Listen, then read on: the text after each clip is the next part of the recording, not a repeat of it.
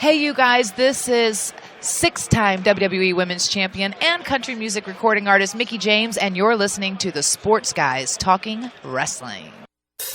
When they're not covering the sports world, they're talking about the world of professional wrestling. It's Sports Guys Talking Wrestling.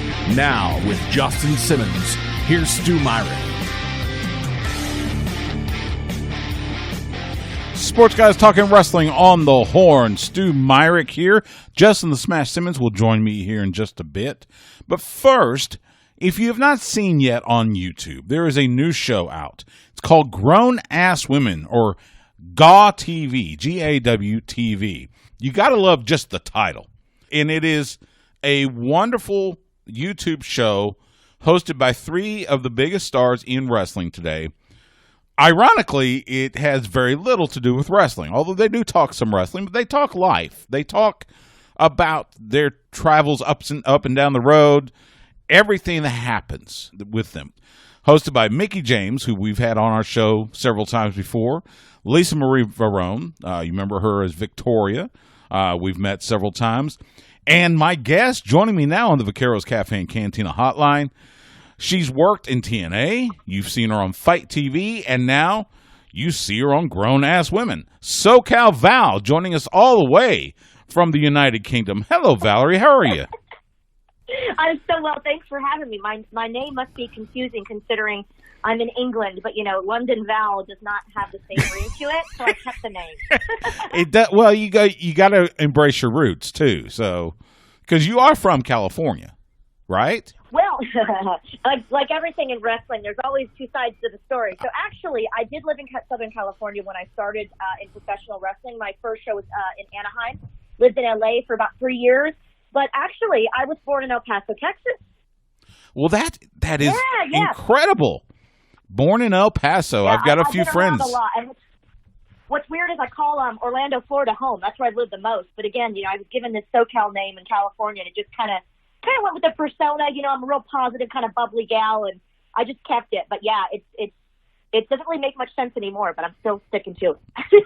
Hey, if it's your identity, you stick with it. So, tell me what the inspiration was for Grown Ass Women. Well, I have to give Mickie James the credit for the name because we went around with the names, and she had created the name with Alicia Fox, who's a good friend of ours and a friend of GAW TV. And, we just thought it really encompassed what we were trying to portray. It's one thing for the fans to know Mickie and Lisa, especially Mickie and Lisa, as these badass wrestlers, and me kind of more on the talking side of things. And I have a fashion blog, and I'm kind of the girly, more on the creative side of things. They're more athletes. But, getting for the fans to get a chance to get to know us as grown-ass women, and, we're all in different phases of our life. We all have different kind of relationships and career goals and things like that. We just thought it was a fun way to right off the bat get people's attention and talk about being a grown-ass woman and talk about our different journeys to getting to where we want to be in our careers. And, the cool thing is it's an interesting dynamic because, Lisa's retired from wrestling. She's out in California. Has a wonderful boyfriend. Mickie's the only mom out of the group. So she's, between Nashville and Virginia, and she's still actively in wrestling. I've kind of gotten away from wrestling. I live now near London, England. My husband's British. I would say somewhat newly married, about 3 years in. And, I'm kind of more on the fashion side of things now, kind of pursuing things that are outside of wrestling. But we're always going to have wrestling in common. So as you mentioned earlier, which is so thoughtful of you, we do mention wrestling. But I wouldn't exactly call it a show that's about wrestling. We want to show people that we're a lot more than that. Right. Absolutely. That's, I was joking with, who was it? There was, it was another broadcaster that, we do more than wrestling. I'm a sports correspondent. I cover the NFL. I cover racing. I cover baseball. I don't just do wrestling. So I can appreciate what you three are doing. It's funny because the three of you, while you have the common thread of wrestling, you all have your interests. Mickie James with music. Victoria is a fantastic chef from what I remember, and then you with fashion. So I gotta imagine those three subjects are talked about quite a bit on your show. They are, and we're really lucky that right off the bat we had some sponsors that wanted to work with us. And I would sort of describe the show kind of like a grown-ass woman, but it's still a slumber party. We still have fun. We're still drinking wine. So we had a couple sponsors that were, beverage-based. It was easy to talk about sponsors like that on the show because we're enjoying a glass of wine from, places like Fresh Fine Wine in Napa, California. We had an episode all about coffee and how much we all love coffee. But, we've also gotten some beauty sponsorships and clothing sponsorships. And it's sort of like we get to sort of feature different brands on the show that we love. And since I do some sort of influencer work, I do sort of hate that word, but since we're sitting out here touting products that we love, we want to make sure that we're authentic and we're showing people the things that we actually use and wear in our own daily lives. And I think it really speaks to our female fans more than anything, depending on the product, because at the end of the day, we're all girls. Obviously people know that about me, but Mickie and Lisa, again, being these badass babe wrestlers, they're just like any the rest of the girls who are after the show. You want to sit around with your girlfriends in your pajamas and have a glass of wine and dish about relationships and exes and, being discriminated against at work. Just, whatever you want to vent about. It's one of those. And we keep everything very positive on the show, but we still try to touch on some serious issues. And it's actually funny that a few episodes in, we started to get a little more comfortable and talk about some personal experiences and things. And to see the fans' responses, both men and women, they were like, wow, something similar has happened to me, or I'm so glad you guys opened up about that, because as much fun as we have doing our little games on the show and giggling and doing shots, at the end of the day, we are all talking about our own personal lives. And to be able to open up and be vulnerable with our fans is something that's, I think, really new to us, to all three of us. It is truly a wonderful thing to watch. Talking with SoCal Val. Follow her on Twitter at SoCal Valerie. Follow her on Instagram at official SoCal Val. I was looking at your Instagram real quick, and I noticed you had a picture of yourself standing near Silverstone. Now, I'm an F1 fan. We have the United States Grand Prix here in Austin at Circuit of the Americas. So are you a F1 fan? I am somewhat a new motorsport fan of all sorts of motorsport, because my husband has been going to Le Mans for, if he's 34, he's probably been about 31 to 32 different times. I've now been 4 times. So we go and we camp out. He knows, so many of his friends are in the motorsport industry, whether it's F1 or, different kind of global races that they do. So I'm still learning about it, but I really enjoy it. And I think, for me, it sounds funny coming from the wrestling background, but I was never an athletic person. So racing is at least held in places that I think are just fascinating. I've always been learning French. I've always wanted to go see different parts of the world. And it's a truly global thing that happens when you go to these races. And Le Mans just has people from all over the world. You hear different languages every second. It's so exciting. And it's really something that I didn't think I would get into. But because of him, I've been around it so much now. I really enjoy it.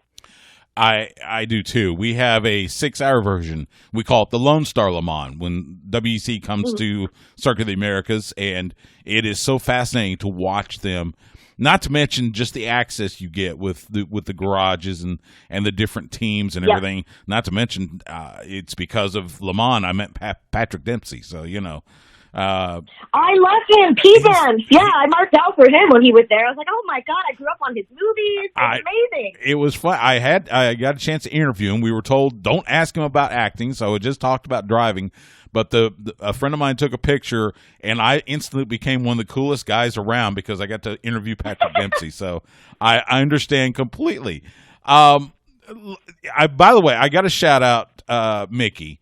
You were talking about how you talk about different drinks and stuff, and Mickie James was there was an episode where you're doing quarantinis, and she showed her 2 bottles of vodka, which just happened to be Deep Eddy Lemon and Tito's Vodka, which are made right here in Austin, Texas. So shout out to Mickie for that. Perfect. We love that. So, and I have many horror stories about drinking Deep Eddy Lemon. So we'll just go away from that. That's one of the conversations we had was like, if you say a certain brand of alcohol, and it's no offense to them, it's just in your days where you're starting to learn how to drink and you're like mine's Goldschlager. And if anyone ever mentions it, if I smell it, I'm just like, oh my God, I'm being in Charlotte, North Carolina at a Coyote Ugly and trying to think I could drink like a grown-ass woman, and I was not a grown-ass woman yet, and it was horrific. So that was my horror story, and we all told our different ones because vodka we love, especially Deep Eddy. I've had it many times in Orlando. It's delish. Fantastic. Yes, Deep Eddy Lemon.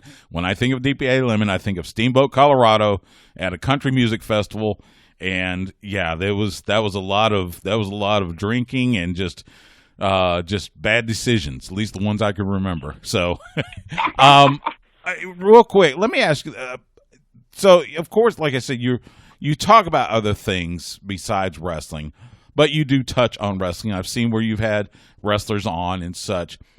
What have the three of you taken a look at what's happening in pro wrestling right now with the different movements and everything that's just affecting the business? What is the consensus, your thoughts, or what are your thoughts on what's happening in pro wrestling right now?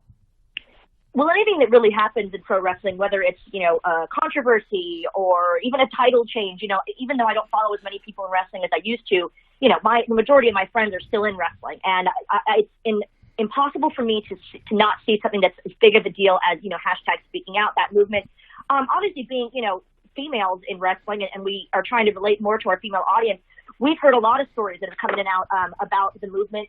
And it's one of those things that we're so proud of all of them that have been coming out and actually speaking their truth. We've seen a lot of people be really, really wonderful about it, especially the men have been really supportive and trying to get, helplines out there and things like that and go about this the right way to make sure that the voices are heard. And, there's always going to be a few bad apples in there that either don't understand the movement, they're going to be misogynistic about it. But for the most part, I think that the movement has been positive in the sense of the reaction that we're getting from it, especially from the men. Because, hey, if we can weed out some of these bad guys, then we're happy that that's going to happen. And if it makes any of the victims feel a little more validated, that they told their story, they got it off their chest, and they feel like it's going to help somebody else, that's what a movement is about. And I believe it's been helping a lot of young women and some men that have been affected by, sexual assault or anything of that nature.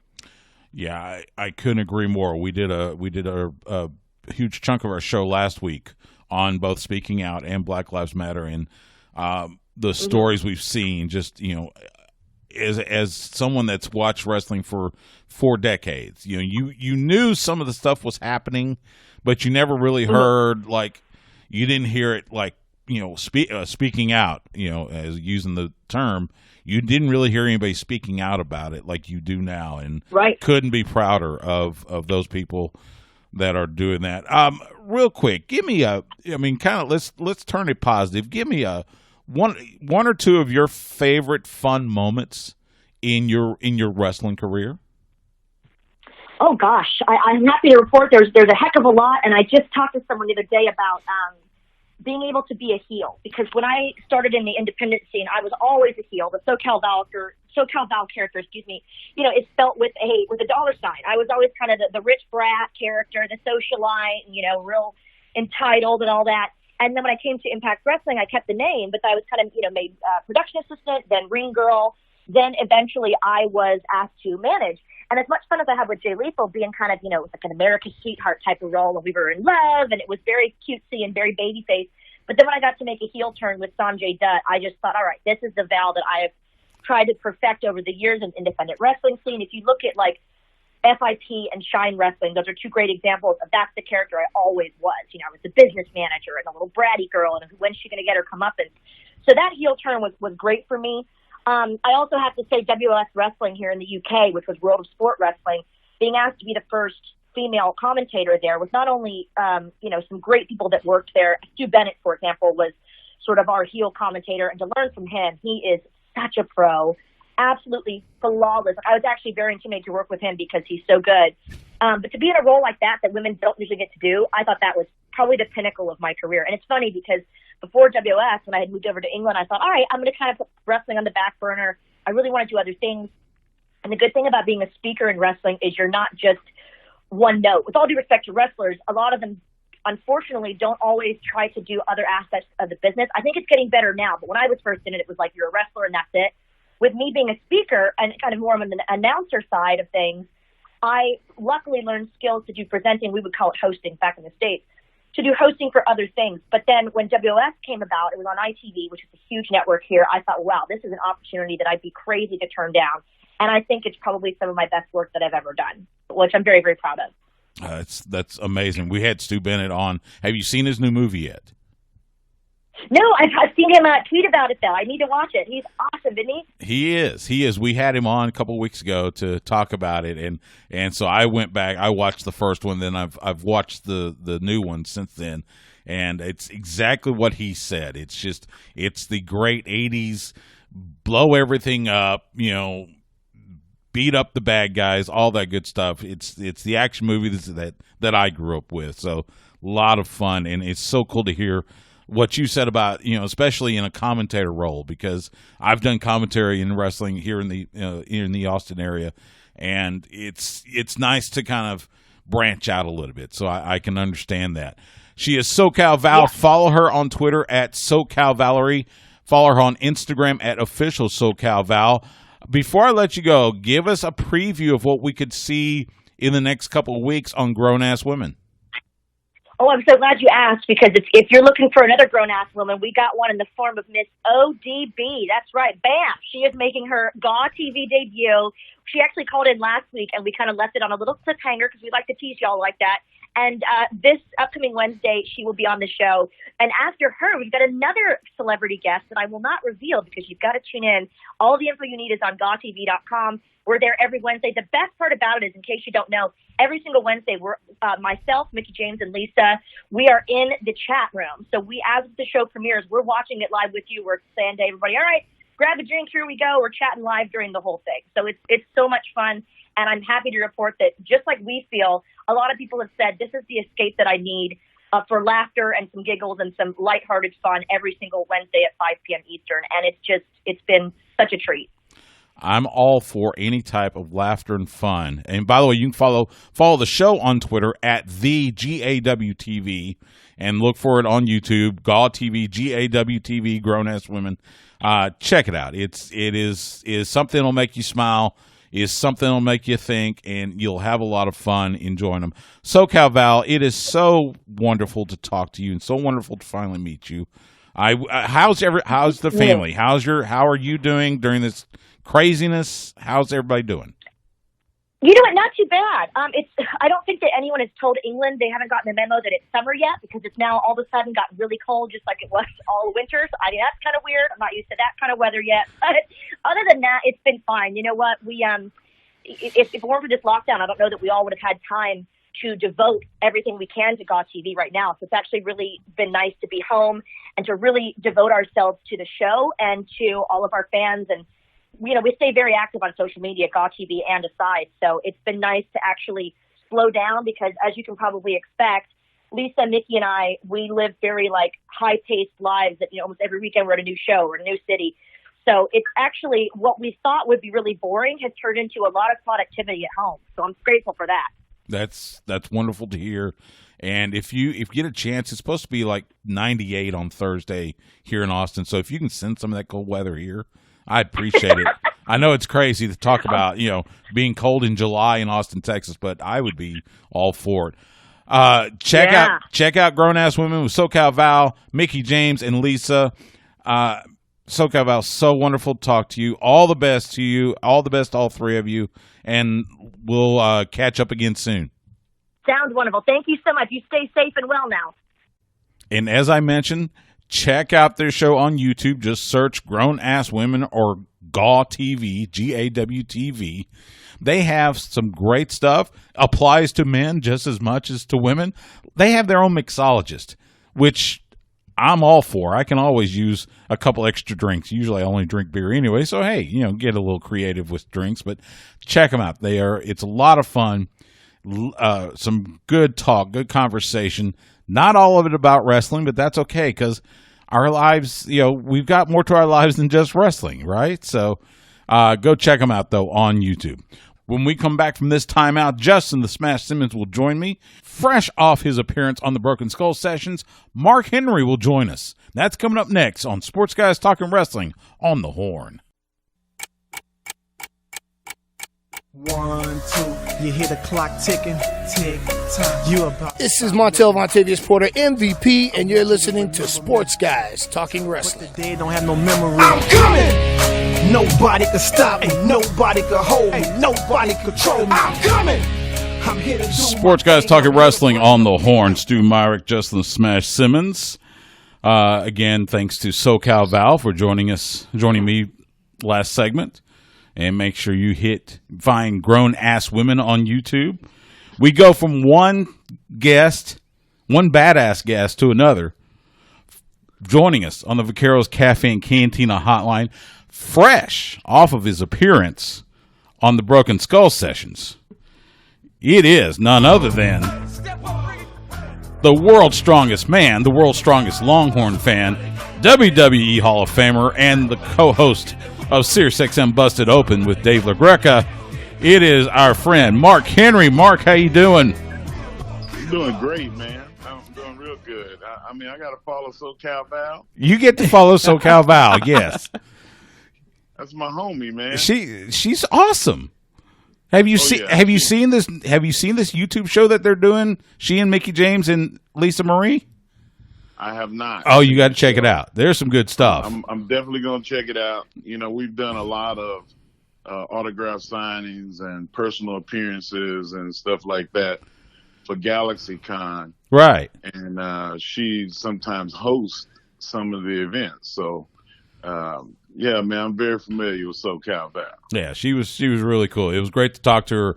You know, she's all the way in the UK now, so it was fun to talk to her, though. Wait a minute, Stu. That show must be pretty good because you won't watch Total Divas, but you'll watch this. Well, I like Mickie James. I've hung out with all three of them at one time. No, not SoCal Val. This was the first time I ever talked to SoCal Val. Oh, okay. But Mickie James, we've talked to at the Super Bowl, and we've met Lisa Marie several times at different WrestleCons and all that good stuff. So, Mark, first of all, fantastic show with you and Stone Cold on the Broken Skull Sessions. What was that? Just talk about that. Reflect on that experience. You know what, man? Steve and I, both Texas boys, both have a love for sports and a love for humanity. And Steve is one of those guys where we didn't talk a lot early in my wrestling career because, you know, the brass kind of went one way and then the middle of the road guys like myself went another. And then I started to rise up the leaderboard, if you will. And Steve was he was one of the ones that was like, you know what, man, like you could do this. You just have to, you know, be more serious. And I was like, wanted to be playful, jovial, but I realized that he was right. And here we are later in our careers and finally got a chance to hang out and, you know, talk shop. And we got a lot in common besides being Texas boys that like sports and pro wrestling. So, you know, having a lot of the same interests, we've been chatting it up. And, you know, I did his podcast and he was like, man, this is the best podcast I ever did, man. I didn't know all this stuff about you. What? And he was like, you ever think about, you know, if you would, I'd love to have you come on the TV show that I'm doing. Mm-hmm.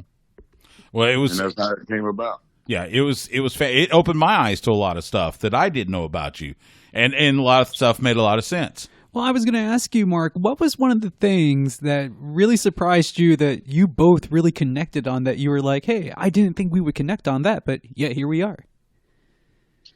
You know what? The biggest thing that's probably outside of wrestling is Steve is he's a big fan of environments.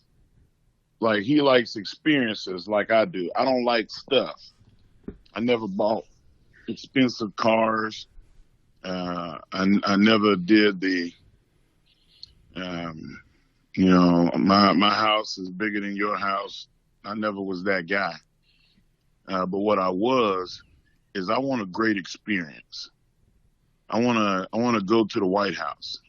I want to go to the Kremlin. You know, I want to be in the room with, you know, Bill Gates, so I could walk up and ask him a question. You know, I want to go to a restaurant where the food is so good that you got to go kiss the chef. You know, like, I'm an experienced guy, and Steve is an experienced guy too.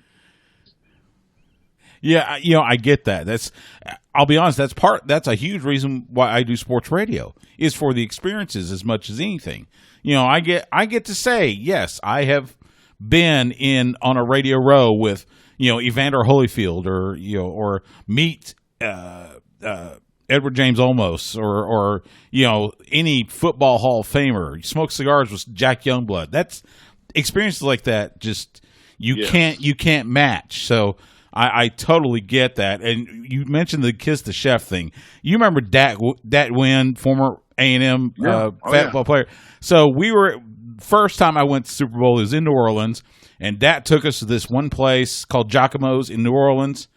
And he goes straight into the kitchen because, of course, his parents run a restaurant, and he brings the chef out, and the chef brings out some samples, and he's, it's almost like he's playing host. I could just see you doing something like that in some city, with a bunch of friends. In every one of them.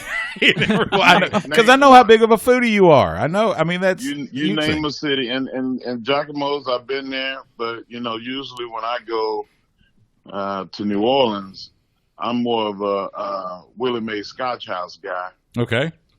Or Drago's. I'm an experienced guy. I like the restaurant scene. I like the chefs. I like the bartenders. And I suggested that Steve stay at a certain hotel here because of the experiences and the food. And he just said, man, and that's when I discovered that he was a experienced guy. That's amazing. That's so cool. That's amazing. Talked with WWE Hall of Famer Mark Henry. Was there a story that you were ready to share on the show that you didn't get to share?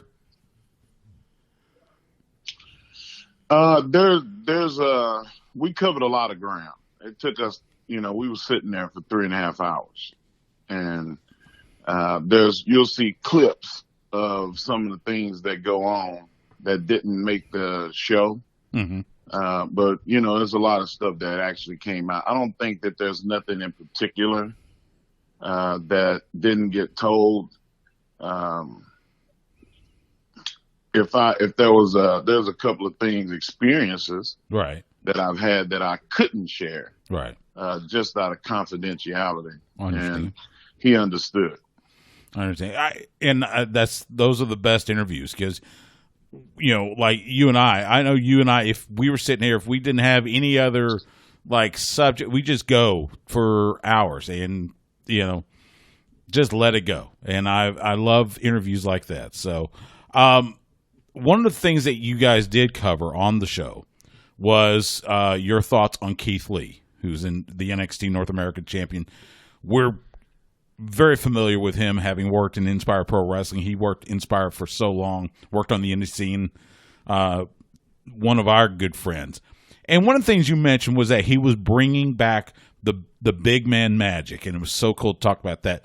Talk about it for a second, and talk about you mentioned about he has the potential.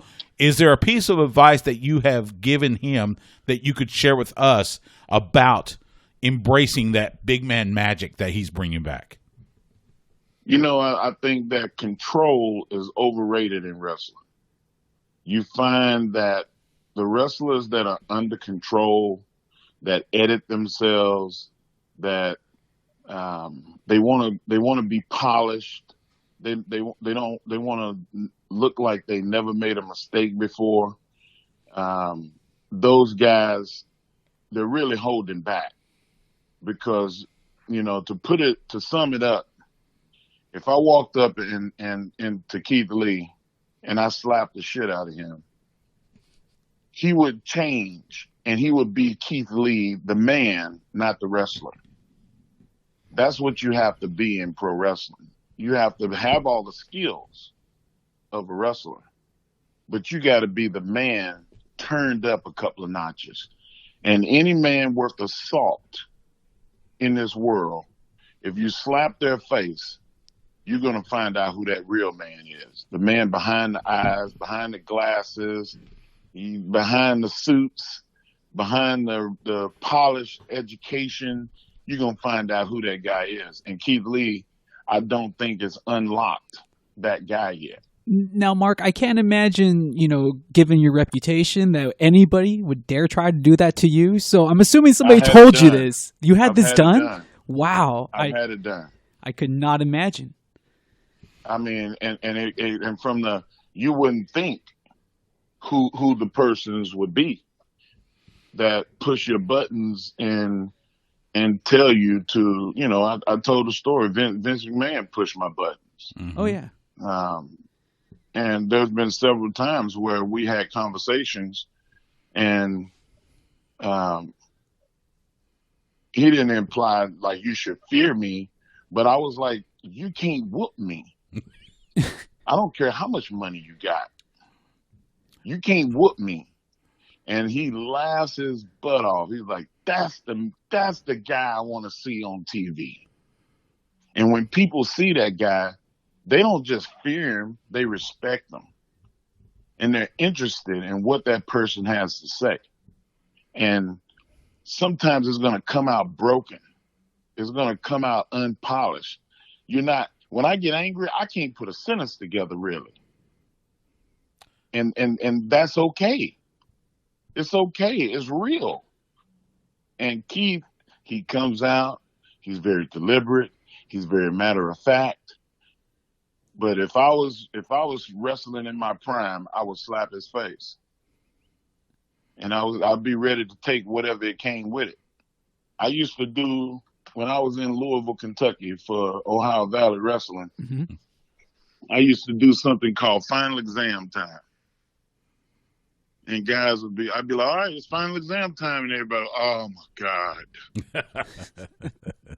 And every shooter, every martial artist that's been in the business from that era to now, I would be like, hey man, it's final exam time. I want to see if that karate shit works on me. I fought Brock Lesnar, Shelton Benjamin, Randy Orton, Bobby Lashley, Don Fry, Ron Waterman, whoa. MMA guys, yeah, and everything in between. I just want to see if it'll work because I'm crazy that way. And there's a lot of guys that they've never experienced that guy.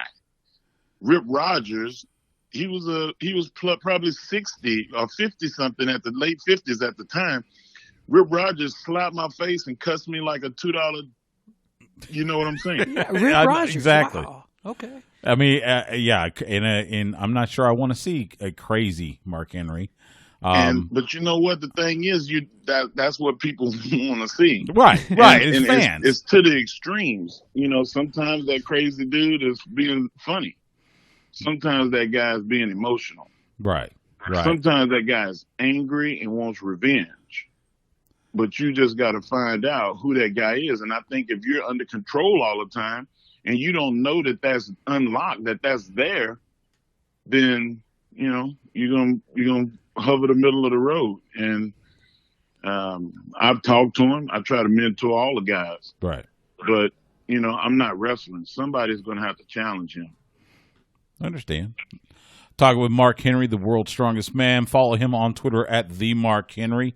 One of the things I admired most watching that episode was the emotion that you displayed, and talking about how emotional you get. Is that something that you wanted to display the emotion? Was that intentional, that you wanted to show people how emotional you can get? No, not at all. I wear my heart on my sleeve. When I talk about the people that I love, I cry. Yeah. When I talk about the people that I respect, I show reverence. I cry. I'm emotional. But the thing about me that's different than most people is I'm better when I'm emotional. Some people, they lose the ability to control it. And when I'm emotional, I forget that I'm tired. Mm-hmm. When I'm emotional, you can hit me as hard as you can hit me, and it dulls the pain somehow.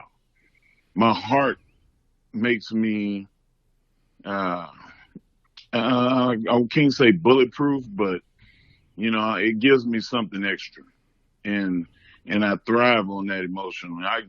I can get emotional about talking about me getting emotional. Right. And a lot of that was my mother. My mother was very emotional and wore her heart on her sleeve, and and I just followed suit. But I for a long time, I thought me being emotional made me weak. But the older I got, the more I found out that a man that's not afraid to show that he has sympathy and empathy is usually the strongest one, especially if you're able to go to bat for people. And I've stood up for people that they probably didn't deserve my attention, but I felt like it was right to do. And that's where I hope that's what everybody's doing now, as opposed to the way it was pre-George Brown's death. Absolutely.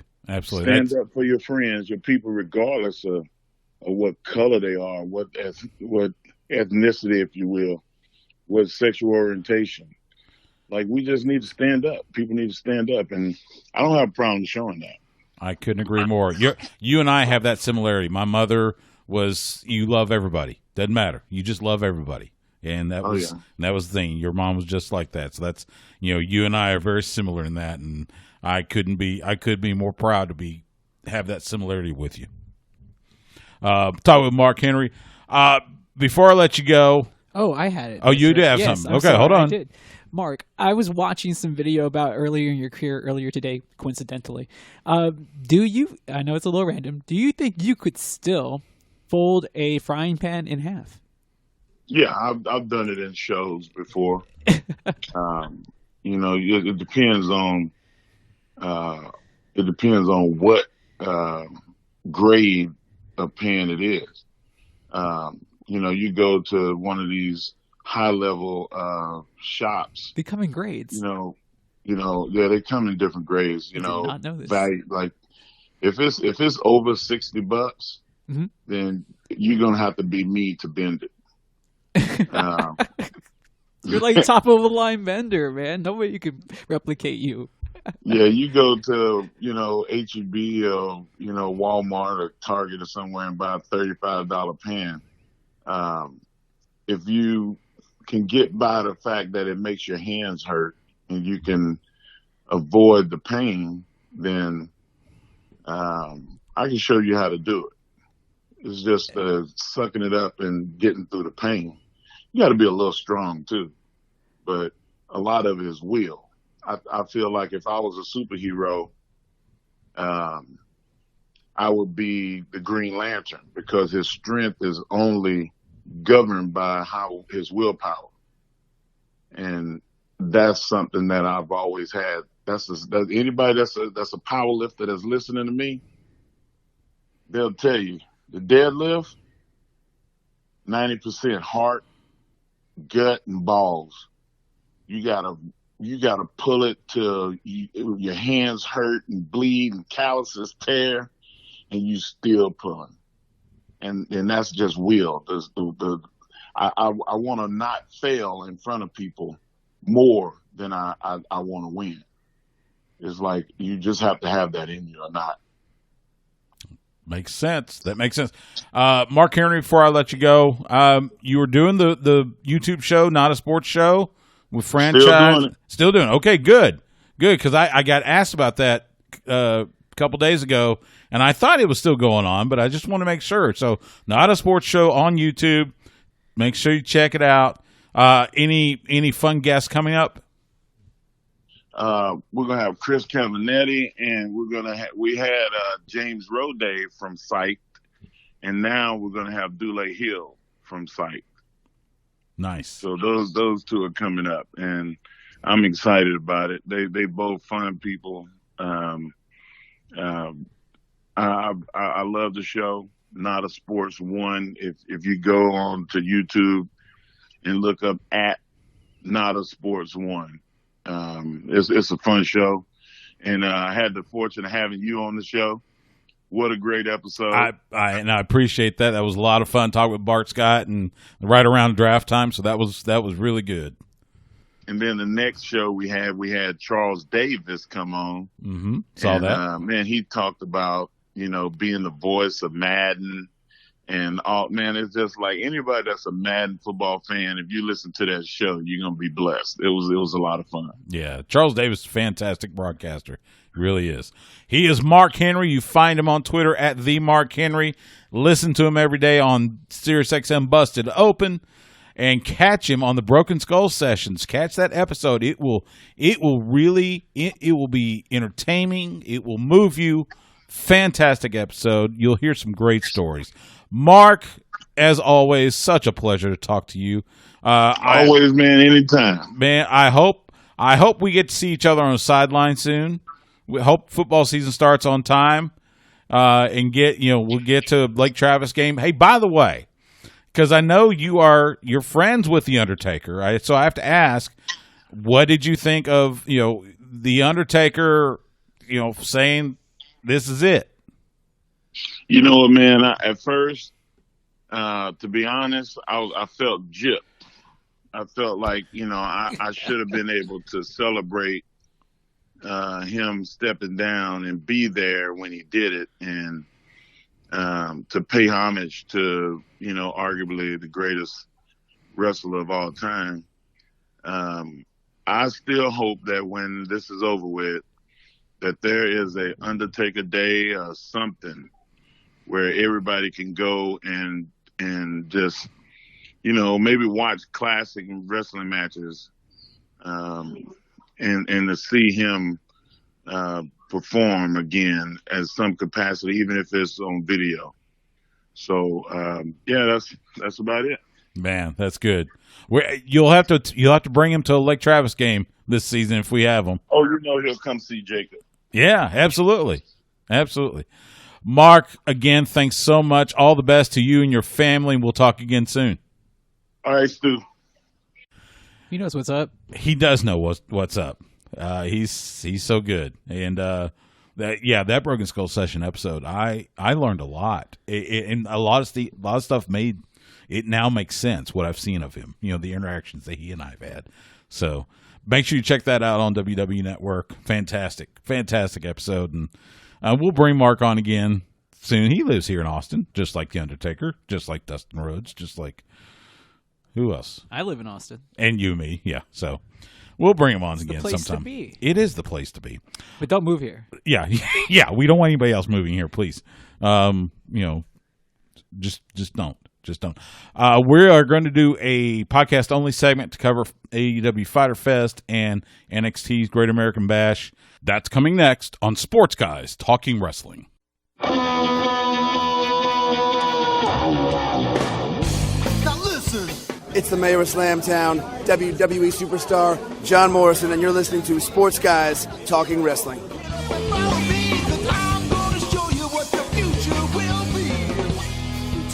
Sports Guys Talking Wrestling, podcast only segment here, and segment on YouTube. Good, so I can blab a little bit here because I have a question. Am I suffering from a Mandela effect? What are do you know what that is? All right, since you're online, you can go YouTube this and then come back. Mandela effect. It's when you remember something a certain way, but it was actually incorrect. So I was going to ask you, did you have him re-record his liner? No. Or did he always say WWE superstar? He said former. Oh, he said former. Yeah, this is okay. See, because I just this was before he rejoined WWE. I know that's why. So I just heard WWE superstar, right? And I was just like, oh wow, did you get a new one? Pretty good editing. Not to mention, it was in a good spot where I could edit it, make it sound. That's what I heard too. I was like, oh wow, when did you get him to re-edit that? I was like, that's pretty. No, cool. I re-edited. You re-edited. I did it. Okay, that's behind the scene. That's good work on your part. Behind the scenes, yeah. That stuff, the got to reuse what you got. Yeah, that's right. Especially when you put it in a really good spot. Well, and then you overlay. You'd be happy different with music. That. You'd be proud. Like I do edit. I changed the music behind Joey Janela's. Yeah, because I've got one for Joey, but it was his indie music. Yeah, so I changed it to his AEW music. Yeah. So that's things like that. You've done a lot for the guys that we got on the indie scene that are now in the big leagues. Well, like Keith. I have said 1,000 times. I have been privileged enough to talk to Keith countless times, and I loved every conversation because it was it was one of those things. I just wanted to sit there and talk to him because he was just so much fun to talk to. He's an interesting guy in the sense that he has a lot of like thoughts. Yes. He goes deep sometimes. He does go deep. He is fantastic. And you have to try to keep up or you'll get lost. Because he's just kidding. going. But no kidding. But it's like if you can deal with like a highly intellectual conversation, then you'll be right at home. Yes, absolutely. And I know that might catch some people off guard, but I guarantee no, he is. He's just well rounded as he is in the ring. He is one of the most intelligent people I know. Oh yeah, easily. I mean, just good Lord, the stuff that is in his head. It's quite amazing. So starting Wednesday night, we air on Wednesday nights. In fact, by the time our radio show airs, night one of both these events will have already happened. But it's Tuesday. We're doing this on Tuesday. And it's kind of funny because the Wednesday night wars this week ramp up a little bit. Let's start with AEW Fyter Fest, which it'll start tomorrow night, or start Wednesday night. 8 p.m. Eastern, 7 p.m. Central, TNT, coming to you from Daly's Place in Jacksonville, Florida. This is their remedy. Fyter Fest was a pay-per-view last year. This year, TNT special, over 2 weeks. So, night one, as I mentioned, tomorrow night. Now, is any of this pre-taped? All of it pre-taped? From what I have read, this will be taped. So, tomorrow night, Wednesday night, will be live. Okay. The Thursday night. Then they'll tape the following weeks on Thursday night. Okay. So two back-to-back days on taping. So the second week. Yeah, they're doing the old school Raw thing where they're going to have 2 back-to-back nights for one for later. Gotcha. But they've already said what will be on night one, what will be on night two. So we'll go through that real quick. Night one, you're going to have Luchasaurus and Jungle Boy representing the Jurassic Express, taking on MJF and Wardlow, your boy MJF. Well, you know who's winning, so yes. Jurassic Express. No. I'm Jungle Boy all the way through. Yeah, you can and Luchasaurus. That's fine, but they're just not going to win. Luchasaurus has one of the most dangerous kicks. It doesn't matter. I mean, those legs. That's great. Those legs could reach to Miami. True. So, based on MJF. You got Inner Circle Santana Ortiz taking on Private Party. Matt Hardy will be in the corner of Private Party, being the mentors. That one's kind of a coin flip. I'm leaning Santana Ortiz. Well, but I could see either team winning. Let me ask you this, since we're off the clock. What do you think of AEW's booking up to this point? Has it been rather consistent, inconsistent? I'm still trying to understand exactly what directions they're going to go in with some of their characters, if you will. They have changed course. I have noticed that, but I mean, there's been some of those issues where some storylines, and I mean that's just pro wrestling. I guess I think some of the internet wrestling community expected a little bit different, but I think people just have to understand sometimes wrestling storylines just aren't going to work out and they just got to get dropped. They just get dropped. There's no ending. There's no way to cut it off. They just drop it. Just something changes. I know the internet wrestling community were upset because Kenny Omega wasn't champion already. He wasn't being, displayed as the big thing that he was in New Japan. But Kenny has said he's good with it. And I'm good with Kenny being good with it. So I'm just enjoying the ride. So there's been some inconsistencies, but at the same time, I think it's because they've changed things. Like they dropped, seeing Mel come back on AEW Dark. Mm-hmm. When last time we saw her, she was part of the Nightmare Factory or something like whatever Brandy Rhodes was running with Luther and her, and so. Yeah, there's stuff like that. I was thinking more like the Butcher and the Blade thing. That one's an odd one. Why is Allie split off from them and is now with QT Marshall? Yeah, I don't get. They really spent the bulk of their programming trying to build that up as a thing to watch out for, and just well, they're still building it up. I think their builds are a little slower than say WWE. It's a little slower, and I think that may be part of it. Because they're going old school storytelling, And remember, old school, it's a little slower than. But is it really old school? Is it really old school storytelling when the bulk of their storytelling comes online? That's another gripe that I keep on seeing. Right. And I thought it was not just because you brought this up a long time ago. Yeah. But it really is one of those complaints that I've seen from a lot of other people, surprisingly, where they're like, they do too much online now that they have a national television audience that they have to fill time with. They're like, well, why don't you use the TV time to push the story? They still use BTE. They still use Dark. I mean, I can understand using Dark a little bit, but that should be more for maybe the underlying stories, not necessarily your main event stories. Yeah, I wouldn't want to push a main event story on Dark so much. It's like you should already know by then because you watched the television show. Or at the very least, make sure you do a really good recap on Dynamite. Something. Yeah. I just know that there's a lot of storylines where I'm like, huh? Yeah, it's just like, you have to watch it online. It's hard to follow. I was like, I don't have to watch another program just to understand. I'm a little bit there with you. There's too much. There's weeks I don't watch Dark because I just Although I would have watched this week because Ricky Starks is on. That's right, Ricky Starks. And I wanted to pick up the Starks line and call, just say what's up. Yeah, Ricky Starks. Gee, he got a shiner last week. Got elbowed by I think it was Sheeta. That little brawl, ringside brawl they had with her and Penelope Ford. That's right. I forgot about that part. To set up the match. Hikaru Shida defending the AEW Women's World Championship against Penelope Ford.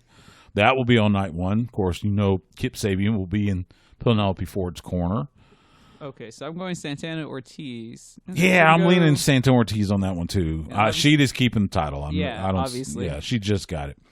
For the AEW World Tag Team titles, Kenny Omega, Hangman Adam Page taking on Chuck and Trent, the Best Friends.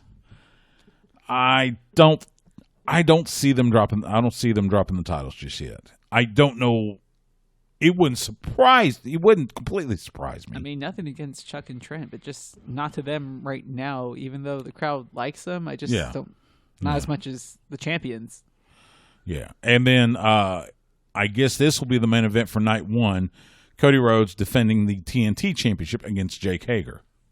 Ooh. Well, I guess he's going with like the John Cena U.S. title run style thing. So he is. I'm assuming that Hager's going to lose. But you figure that at the same time, though, like he's due for a big win because who else is going to be... Well, no. Okay, well, who else is in their title picture? Like, realistically. The TNT title? No, main title. The AEW title. Well, that's going to be night two, and that's the following week, John Moxley and Brian Cage. Yes. I understand that. But who else is a viable contender for the belt? For the world title. In AEW right now. Like, if you just, broke it off from the top of your head, just like... Well, Jericho's always going to be a contender. Okay, so Jericho, right? Cody technically can't. Although they could find a way to rewrite the story. You would say Jericho, Cody, probably Omega. Yeah, absolutely. At any time, right? Obviously, maybe Hangman. Hangman gets another shot. I could see Paige being a champion. I could see, of course, Hager. Do you want to say Archer? Oh, absolutely. Yeah, Lance. Yeah, absolutely. Okay, so Lance. I can see MJF getting another shot. MJF. Okay, but Hager. Like, on all those times, like, you would think that he would at least get a shot at the main title at some point. Well, now, he has had a shot at the world title. And win, though. That's what I'm saying. Like, win? He needs to win. I just feel like when you look at the big names on their roster, and the only reason I bring this up is because I came to this epiphany while watching WCW, or I guess Jim Crockett Promotions at the time. Yeah. And it was a 1986 card. And I was just like, oh, who's NWA rolling with in 86? That would have been Flair. Like, okay, so it's like Flair's your champion. I'm not sure of exactly if it's 86, but whatever. The height of the Horseman.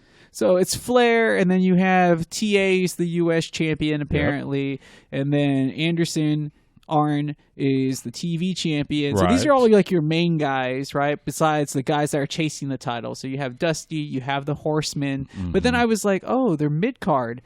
Like, at that point in time, their main event scene was amazing. Yes. But the mid-card, I'm looking at the mid-card, I'm like, no offense, but it's like Pistol Pez Watley. You got the Boogie Woogie Man, Jimmy Valiant. Who was older at that time. Yeah, who was... Pez was a heel at the time. Yeah, you got Baron Von Raschke, who's a little older at that time. He was AWA, though. No, he's in their stable. He's in Paul Jones' Army. Oh, that's right. That's he your made mid, shift. That's your mid card. That's right. He did make that shift then. And I'm trying to think of who else was there at that time, but I'm just like, that it was a pretty weak mid card. But their main event scene was amazing, and it's like for AEW, it's right now I kind of feel it's like the opposite. It's like their mid card's really nice, and their main event scene, the pool's a little shallow. Well, and they relied a lot on the tag teams. Yeah, because remember that was the height of the Rock and Roll Express, Road Warriors, Midnight Express. I think the Fantastics may have just come over, or maybe they were still in World Class Mid-South. I mean, don't get me wrong. The mid card that I'm talking about was totally over there. They were all over. But I was just like, for me now, I guess maybe looking back at it, I was just like, but I'm trying to think. Was that the year that Ricky Morton got a title shot, or was that '87? I have no clue. Yeah, there was a time in there where Ricky Morton got a shot at Flair. Oh yeah, that was when he broke the nose, quote unquote. Oh yeah. Well, I was actually watching where he was wearing the nose brace. Yes, like just at the first time or something like that. But yeah, I mean, I've seen those two. So I just kind of feel like AEW is trying to, like, when I saw that, I was like, oh, where are they in comparison to something like that when you're looking at their card? And I was like, top of the card, maybe a little shallow, mid card, pretty strong. Tag teams. And there's and a name that comes to mind that hasn't been able to be on AEW because of COVID-19. He's stuck in Europe. Pac.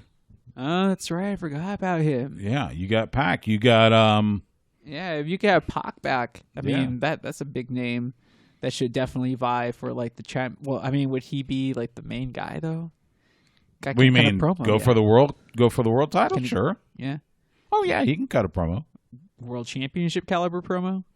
Yeah, he just be himself. Look what he did with the Cruiserweight title. His tail-end run with WWE.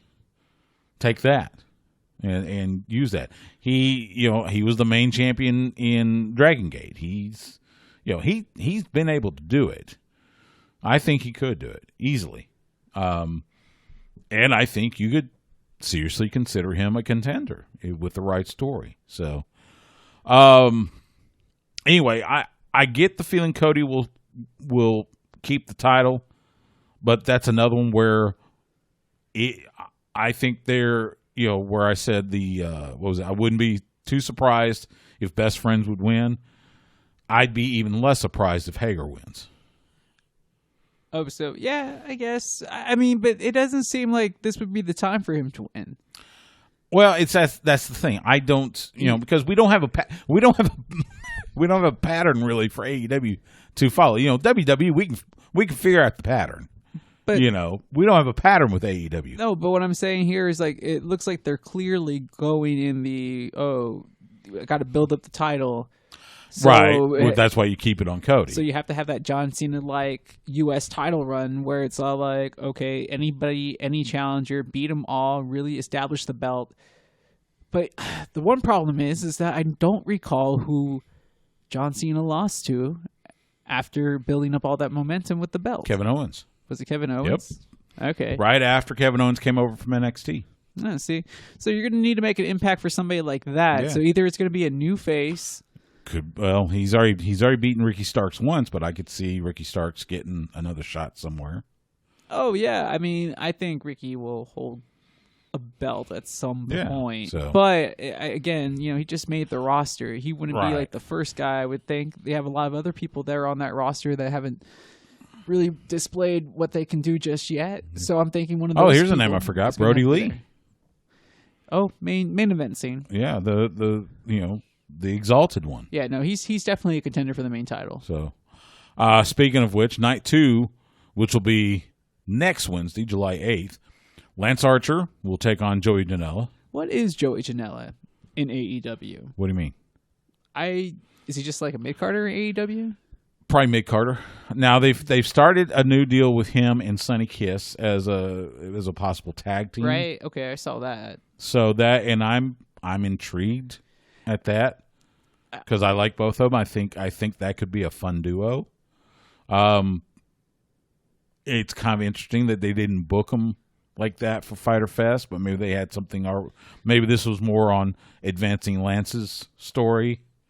That's all I can think about, because it seemed like that team was more interesting than this one-on-one matchup. Right. No offense. It's just like, and I think Sonny will be in Joey's corner. So I suppose, but it doesn't seem like they would be the type of tag team where like she would interfere.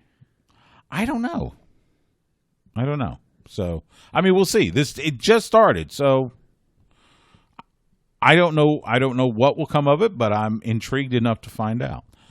SCU will take on the Dark Order, Brody Lee, Stu Grayson, and Colt Cabana, who is, I guess, pending Dark Order. He's been offered. He's been pending. He's been offered the contract. He's still mulling it over. But in the meantime, they will have the 6-man match with the Fallen Angel, so is this, Frankie Kazarian, Scorpio Sky. Is this the match where Gallows and Anderson show up and break everything up? No, because I know, I'm just playing. That would be funny, but no, because they're probably heading to Impact. Yeah. So, and we'll get to that here in a little bit. Nyla Rose will be in action. They did not. Wait, you didn't say who's supposed to win. Who's going to win, Stu? You got to pick somebody. My guess is Dark Order because they want to advance that storyline and build up more. I think the bigger question is this where Colt Cabana makes his commitment to the Dark Order? You think the Dark Order can still win and that not happen? If they want to milk it a little longer, sure. Oh, that's true. I guess he doesn't have to join just because. Or maybe they don't. Maybe this is going to be one of those, milk it, and then he finally sees the light and says, I ain't joining you weirdos. Well, they don't even have to milk it. They can just beat it down. They can beat him down tonight or next week, whatever they show this. Which then could be have SCU win, have Colt take the pin, Brody Lee and Grayson beat up Colt Cabana. And now you got a new feud. Who knows? Nyla Rose, they did not announce an opponent for Nyla Rose yet, the former women's champion. Anybody that you think could possibly be a mystery? Anybody new that that was released recently? That's the first list I was thinking of. They wouldn't be eligible because the non-compete would not be over yet. Anybody that was kind of like trending before COVID, that somebody like a Ricky Starks that they were already taking a look at that might show up. Well, it could be one of the new women that they've been featuring. What's her name? There have been 2 or 3 new girls that they have been featuring on Dark and on Dynamite. There's the one. What was her name? It would make the Fiend Bray Wyatt look tame. I mean, she had like face paint, and it was just weird. It was like Crazy Mary Dobson meets the Fiend. So I could see that. Because with Statlander out. Yeah, Statlander's going to be out for a while, so that's not going to happen. And their women's division never really has been established. It's getting better. Because he relied on a lot of the Joshi wrestlers. And right. It's like, obviously, this has not helped. So it's kind of like, oh, man, they're having to like kind of reload on with almost nothing. Yeah. In an 8-man tag, Butcher and the Blade will join up with Rey Fenix and Pentagon Jr., the Lucha Brothers, to take on FTR and the Young Bucks. And by the way, happy birthday to Cash of FTR. It's his birthday, so happy birthday. Today's Cody's birthday? It's also Cody's birthday today. He's 35, I think. Wow, what have I done with my life? Well, at least you don't have a neck tattoo. So it's got to be, well. Yet. I think I could see, again, I would think FTR and Bucks would win, but I could see the bad guys winning, so you could finally have the rivalry that is FTR versus the Young Bucks. Now, which is what everybody's been clamoring for the last year or two. Are Rey Fenix and Pentagon Jr. bad guys? I think they're considered heels because Butcher and the Blade are heels.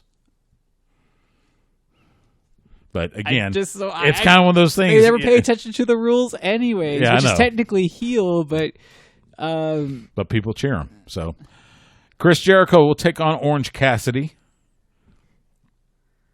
That's going to be interesting. That is going to be a very intriguing match. I suspect Chris will win, but it's going to be really intriguing. I'm interested to see how Jericho works with this guy that does what he does. Yeah. And then the main event for night 2, Jon Moxley defending the AEW World Championship against the Machine, Brian Cage, with Taz in his corner. Now they cleared him to wrestle? Brian Cage? Mox. I have not heard yet. He's self-quarantined because his wife, WWE's Renee Young, contracted the virus. Yeah. So he's self-quarantined. Looking at the timeline, that would be beyond the 14-day. It's still recommend you self-quarantine for 14 days, so that would be after the 14 days. Okay, I thought he got pulled, and that's why. He self-quarantined himself. Okay. So as long as he hasn't contracted it, yes, absolutely. So anyway, that's AEW Fyter Fest the next 2 Wednesdays on TNT. Now, if you don't want to watch TNT, you can go to USA Network. NXT will do their version of the Great American Bash. Kind of interesting that they decided to adopt that name. They own the rights. You ever see the original? I've heard. That's where War Games was born. I know. The original Great American Bash. Well, I've heard of the tour of the Great American Bash. Yeah, it was a whole tour, and they did country music and everything. Night 1. Now, they have 2 nights on this one as well. It's funny you say that because I watched it, and I really want to talk to Tony Schiavone, one, from a broadcasting perspective, but more so, like, what he was thinking when he was interviewing Waylon Jennings, talking about the Great American Bash. Because he seemed excited, but I really couldn't tell. Well, he is from Georgia, so. I know, but I mean, Jennings is from Texas. I know, but they listen to country music in Georgia. Oh, I know, but I wanted to ask him about that interview specifically. Let's remember that next time we're backstage at AEW. I'll get Tony and we'll talk about that. I'll get him talk. I mean, because that guy's had tons of interviews, but I wonder if he remembers that. I mean, I want to talk to him about you heard minor league baseball canceled their season. Well, yeah, because I still talk to Garrett Green, our former colleague at the Horn. Yeah. It's kind of sad. I mean, it was expected, but it's still sad. I know, man, but don't get to go see the Express. I know, man, but I can imagine. I imagine that there's a lot of other broadcasters that just lost their job for the season, essentially. Yeah, absolutely. Yeah, and, might have a promise that you might be brought back the following season, but you never know. Right. Like, people change inside the office. You never know if they let go of the person that hired you. True. So, shoot. True. So, night 1 of Great American Bash for NXT, which, by the way, again, tomorrow night, Wednesday night, July 1st, July 8th, both of them 8 p.m. Eastern, 7 p.m. Central on USA. Will be coming from Full Sail University, where NXT emanates. Timothy Thatcher taking on Oni Lorcan.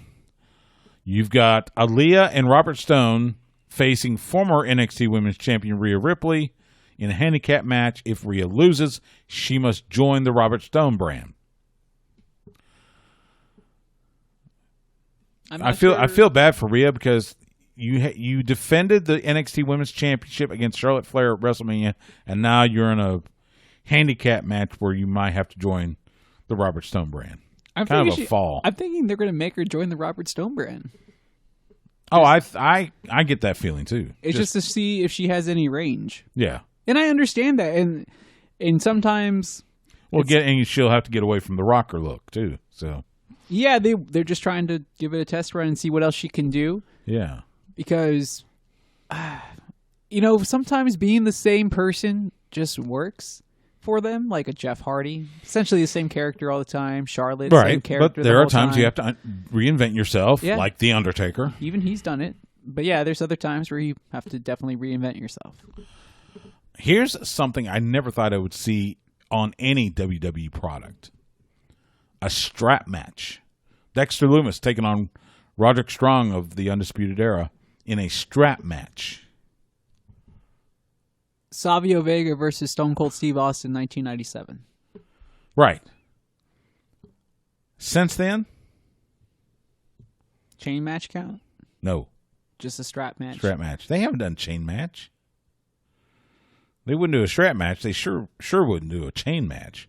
We're talking Koloffs in the, that's an Ivan Koloff thing. Dog collar match. It's a chain match. Who did the dog collar match? Was that Roman and what's his name? It's been like I'm sure it's been done. I'm just like the most memorable dog collar match I know is Roddy Piper, Greg Valentine from the first Starrcade. But anyway, Dexter Lumis taking on Roderick Strong. We'll see if Roddy can cope with his fears of Dexter Lumis. In a fatal 4-way to determine number one contender for the NXT Women's Championship, Mia Yim, Tegan Nox, Candice LeRae, and Dakota Kai will face off. Winner will become the number one contender to Io Shirai's NXT title, women's title. Speaking of which, the NXT Women's Champion, Io Shirai, will take on one half of the WWE Women's Tag Team Champions, Sasha Banks, in a non-title match. Which, yeah, nobody wants to see that. Nobody wants to see non-title. That's the thing. You've already got Sasha booked to face Asuka Extreme Rules for the Raw Women's title. So why do this, other than the fact that Vince and Bruce might have their hands a little bit more on NXT? Yeah, that's all. I just don't understand. I'm like, I would like to see her this win. Doesn't help anybody. Yeah, I was gonna least say, of all NXT, pretty much. But I was going to say, yeah, would you have mind if Sasha won the title from Asuka and then both of the ladies, her and Bayley, were like dual champs? I think that'd be a pretty cool storyline. I'm okay with Asuka. That's fine because I'm saying if she wins the NXT. If Sasha was able to pull off like all the other belts and like Sasha and Bayley are the ones that held all the belts. No, because I don't think, like, we just had Charlotte Flair holding the NXT Women's title. I don't think it helped the title any. And I don't think Sasha Banks would help the title any, quite frankly. So I don't know. I'm sure it'll be a fine match. But, so. And then, as a result of the three-way, I found it, Stu. Triple threat last week. John Cena versus Rusev was a chain match. Really? Yep. Wow.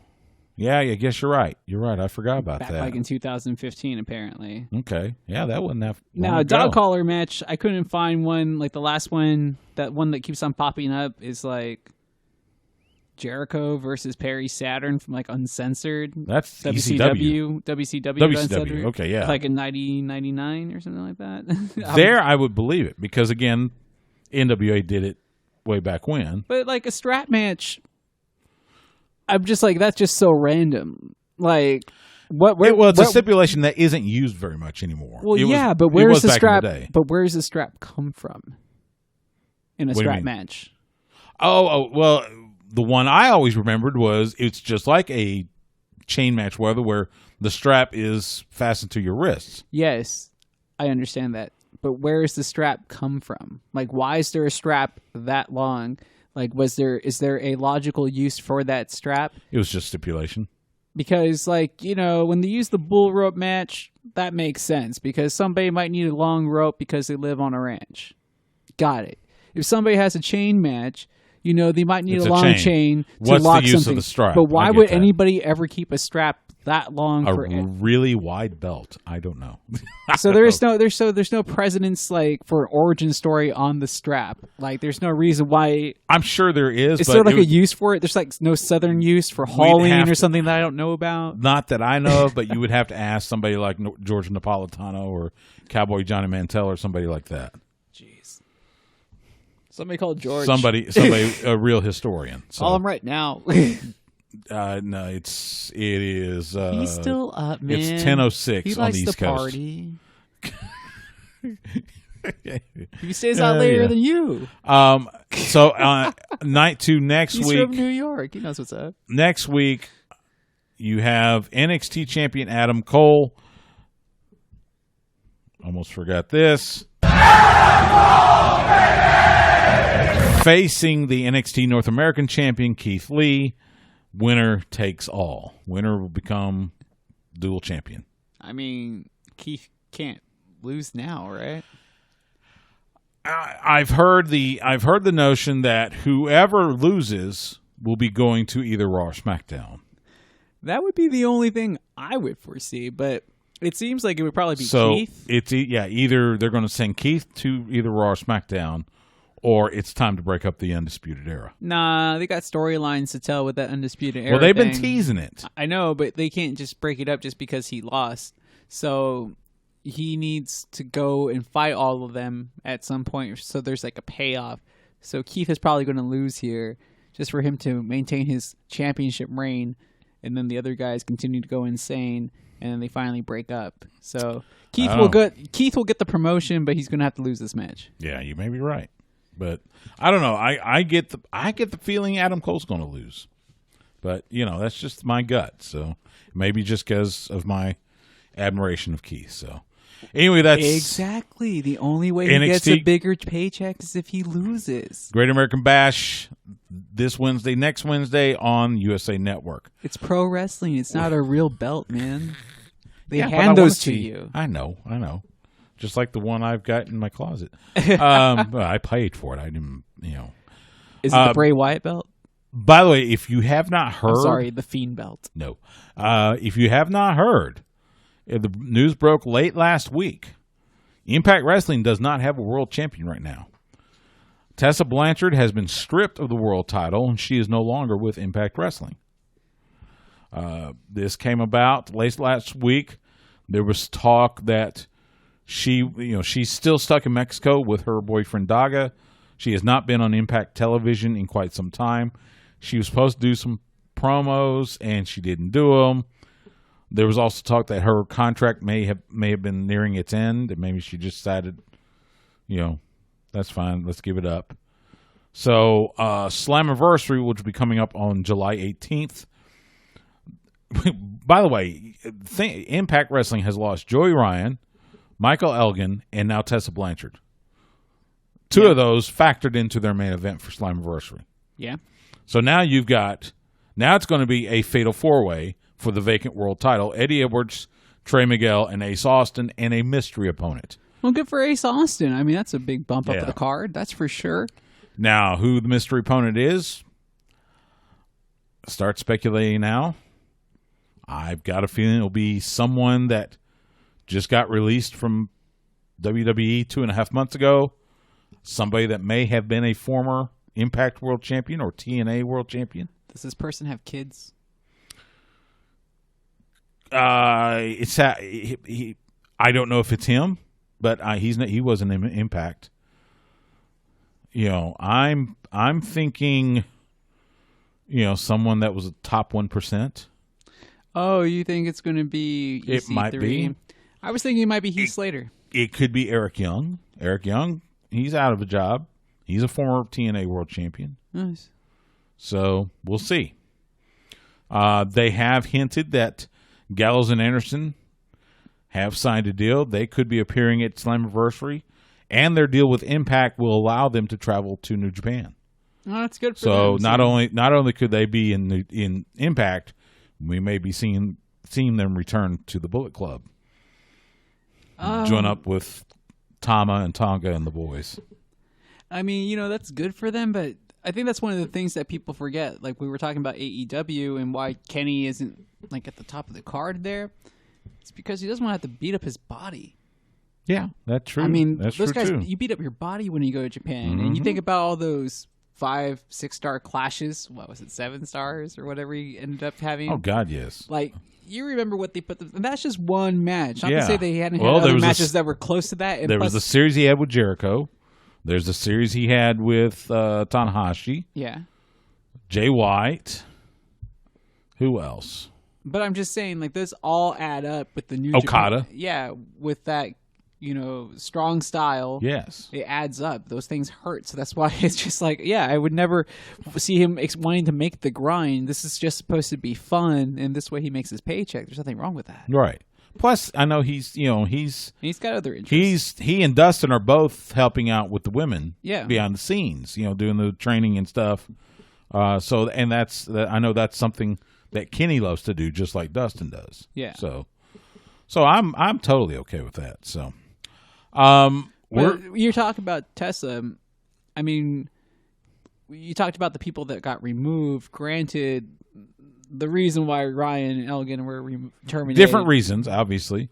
Well reasoned. Think. Yeah. Absolutely. No, I'm not making an excuse. I'm just looking at the company as a whole. But that they've lost. But the thing with Tessa, though, is that she's a really polarizing figure in the business because, yes, it's one of those things like, okay, so a lot of people will say that she's the best female worker right now. Yeah. The best. In between the ropes, that she is the best worker. That's been said. Okay. Problem is that a lot of people have also said that she has treated other people in the locker room less than tastefully. All those accusations came out right before she faced Sami Callihan for the title at Hard to Kill. I know. And I was there. I was there in Dallas. But then as this necessary purging of people that were just not great people, coming out, speaking out, right? This may have just been another one of those. Bad reason, but given the timing, a lot of people speculated that might have been a reason as well. Right. But I have to ask, in your analytic opinion, if that isn't the reason, you think we see her on AEW and or WWE just because of the work rate? Because I mean that. Well, obviously that's the first thing that people started talking about. Where's she going to go? Because those locker rooms would be a lot different than any of the locker rooms that she's ever worked in. True. Oh, absolutely. Absolutely.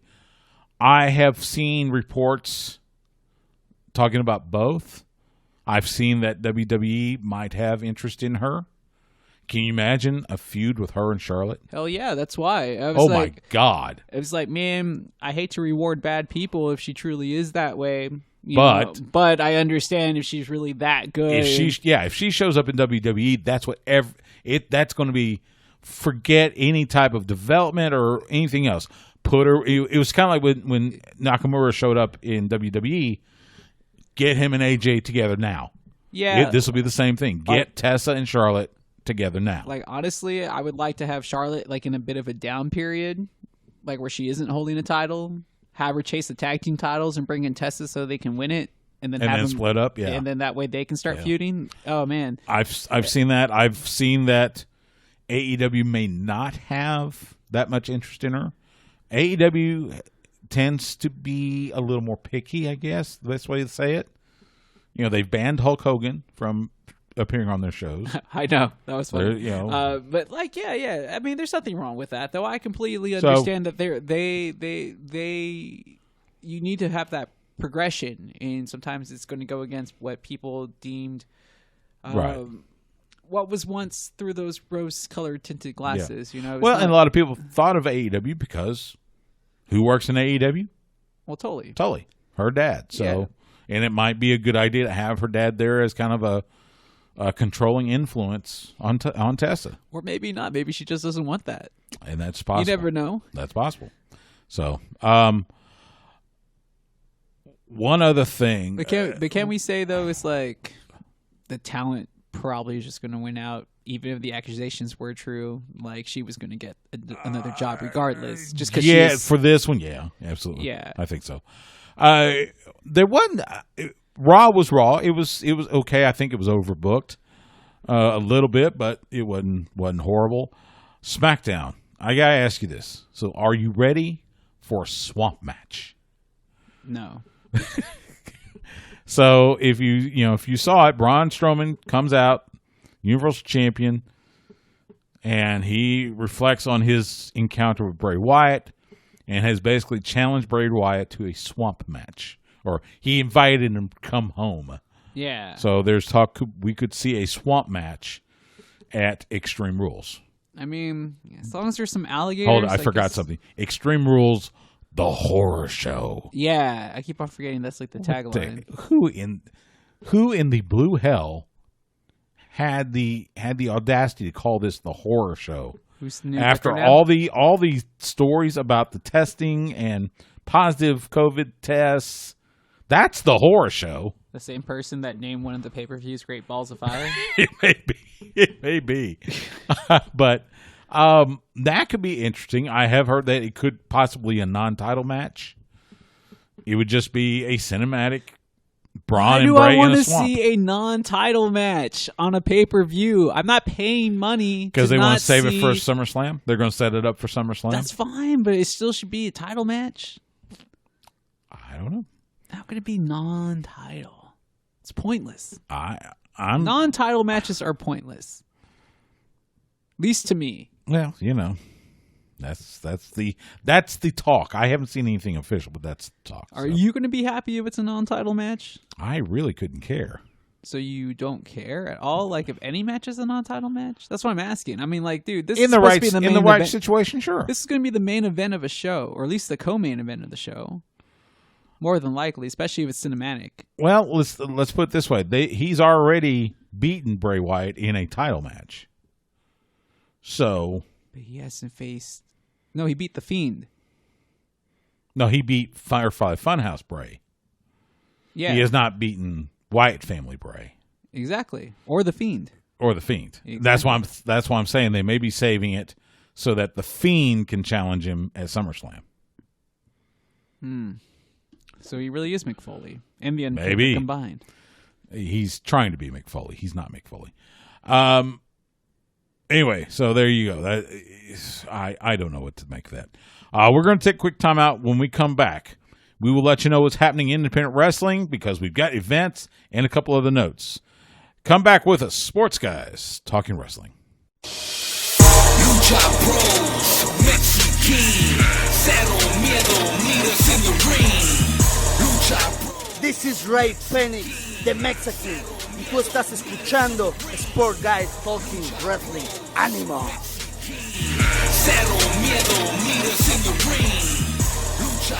Sports Guys Talking Wrestling on the horn. Stu Myrick, Justin the Smash Simmons. It was good to see the Lucha Bros back in the ring on Dynamite last week, even if they were beating up the Bucks. But hey, I was just glad to see them back. I was going to say, I can never tell if they're good guys or bad guys anyway, so it doesn't matter who they beat up on. It's just good to see them. Well, and they're friends, so I've chauffeured them around a little bit. We stopped at a convenience store once. It was it was so surreal walking in the convenience store with those two not wearing the masks.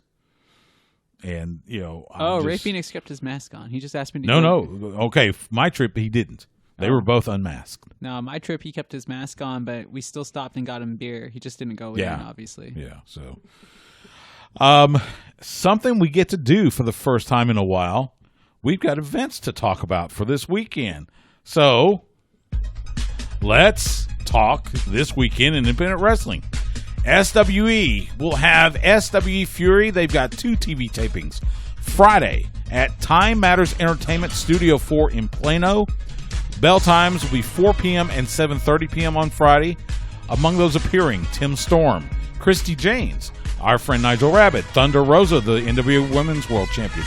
Plus, special GM for the night, Teddy Long, and special appearance by one half of the greatest tag team that ever lived, Animal from the Road Warriors will be there. That's SWE Fury this Friday in Plano. And then Sunday, Texas Open Pro Wrestling and Pro Wrestling 2.0 will present a Global Wrestling Federation reunion. It'll be this Sunday at the Sherman Elks Lodge. VIP entry at 3 p.m., GA entry at 4 p.m. Among those scheduled, James Beard, Stevie Ray, one half of Harlem Heat, Johnny Mantell, Alex Porto, Nigel Rabbit, Brent McKenzie, Miranda Gordy, and more. They do plan on having a live wrestling event as well, so make sure you check that out.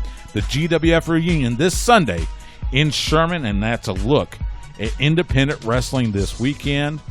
If you feel brave enough, get out. Go support both these shows and get to see some fun stuff.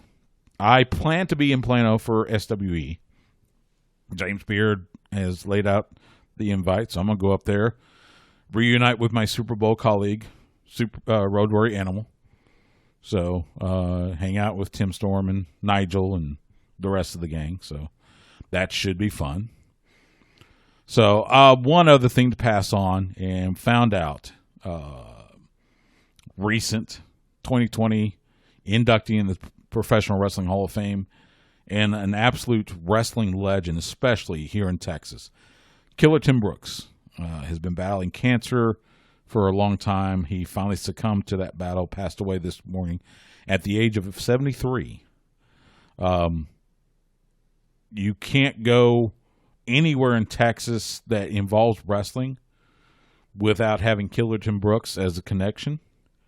Yeah, I've come to see that almost everybody that's come from the state of Texas has had one interaction with Tim Brooks. Oh, yeah. Or another. I was really surprised how far his tree connects. We mentioned Keith Lee during the podcast only segment.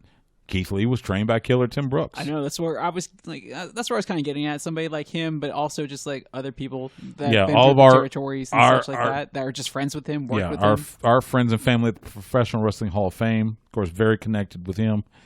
I've had interactions with Killer.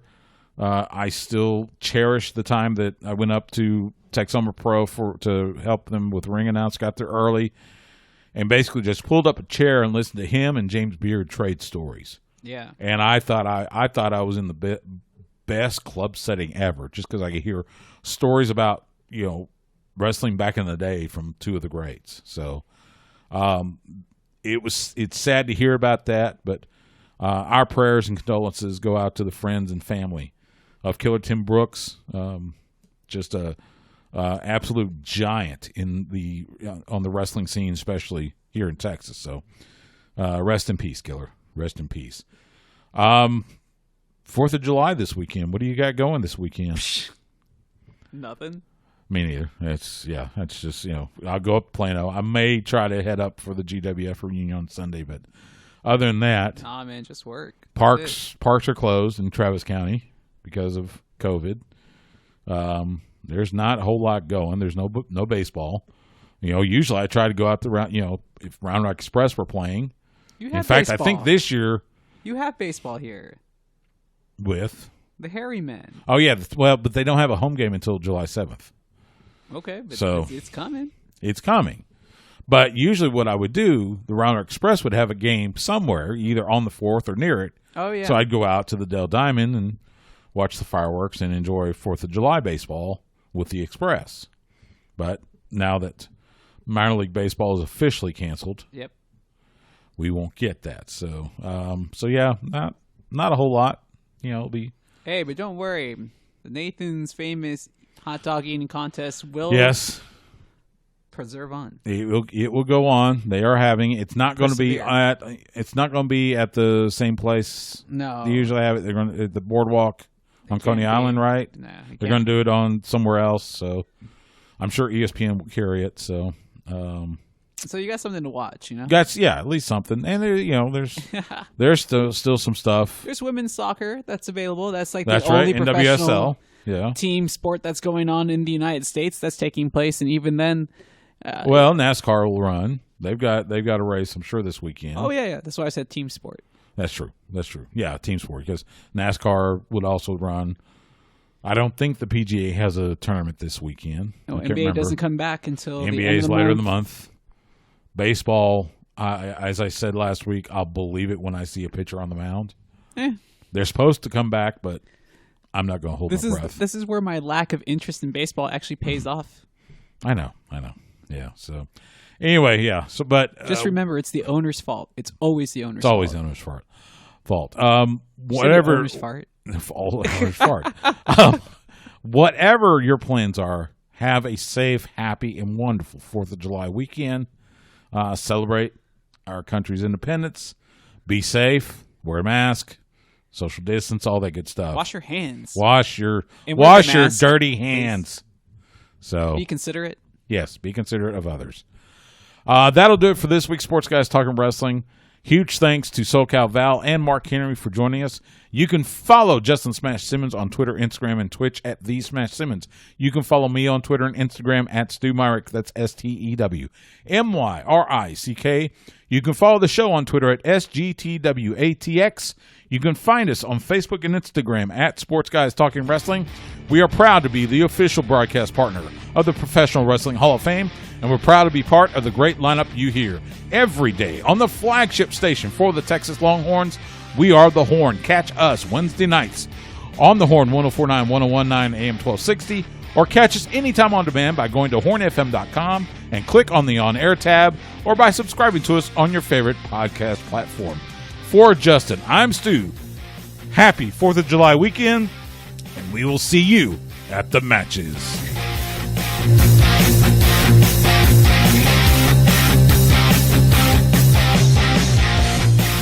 Goodbye and good night.